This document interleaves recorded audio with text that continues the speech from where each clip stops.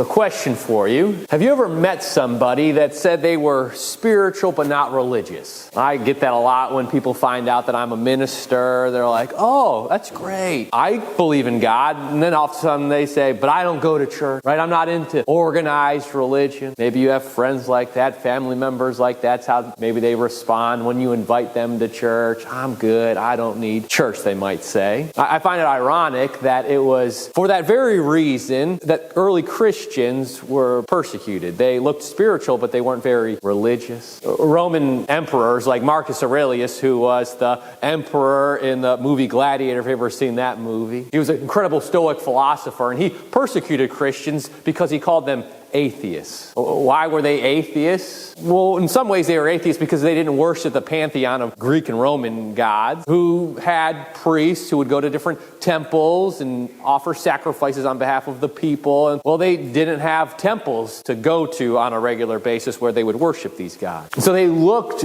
spiritual because they talked about having faith in God, but they didn't look very religious. And it's within this context that the book of 1 Peter is written to persecuted Christians, explaining what does it look like to be spiritual but not religious? What does it look like to follow Jesus in a world that is running away from him, and sometimes you experience some persecution because of it?